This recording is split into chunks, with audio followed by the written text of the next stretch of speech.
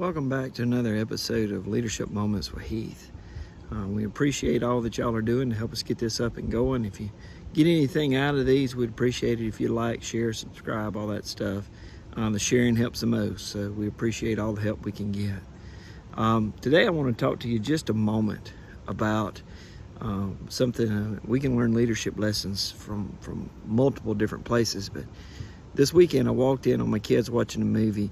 It's Ford v Ferrari, and it is a fantastic movie. Fantastic. I mean, I think that Christian Bale could act in a toilet paper commercial and be Oscar worthy. I mean, it's just phenomenal talent. Matt Damon he plays a lot of big blockbuster stuff, but he's a pretty good actor in his own right. So it's all in all, it's a good movie. What I'm about to say though is going to have a spoiler or two. So if you have not seen Ford versus Ferrari, I'll let you pause it right here and go run watch that and come back. We'll wait on you. Okay? All right. So go ahead, take off. We'll wait.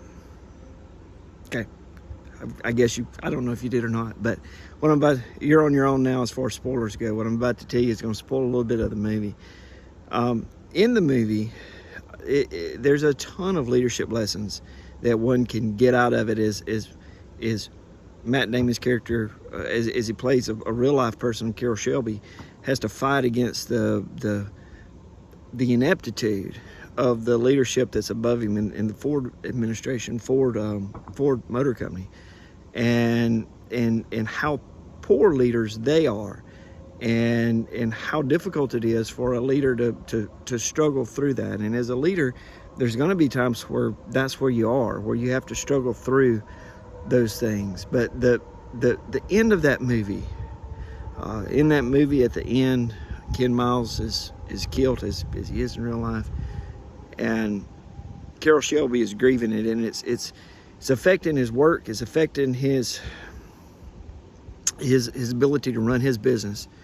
And his right hand man says to him, you know, sometimes they just don't get out of the car.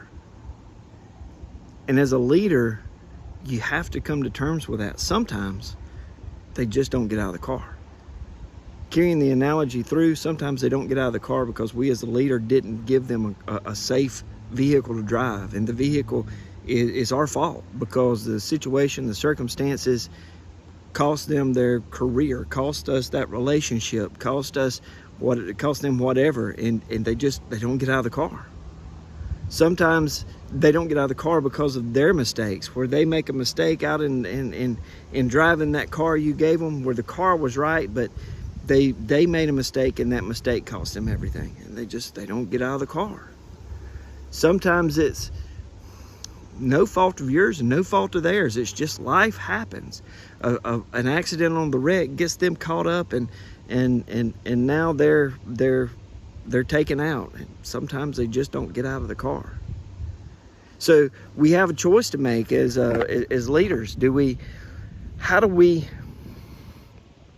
deal with that? Well, you have to grieve it, but don't ever get to a place where you stop putting people in the car just because somebody might not get out of it. We have to grieve those losses. We have to grieve the loss in relationships, sometimes the loss of someone's career. We have to grieve it. But it's part of it. Sometimes people are taken out because of mistakes we make. Sometimes they're taken out because of just life. But we have to work through it. As a leader, we have to keep putting people in the car. We have to do our best to be sure that the car is ready to go and that it's prepared for them to be successful.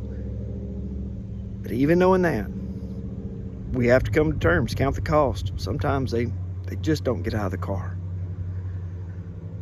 I hate to be a Debbie Downer for you, but truth is, way more of them get out of the car than those that don't. And the positive impact that you have on people's lives goes a lot further than you can imagine. It becomes a terrorist system of exponential growth as you continue to put people out there and give them the equipment and the training that they need to go out and be successful. And your influence will grow far long after you're here. And they may not remember your name, but the lessons that you teach will still be out there. So I just want to encourage you. Keep doing what you're doing. Don't let the losses, don't let them pull you down. Don't let them define who you are. I got faith in you.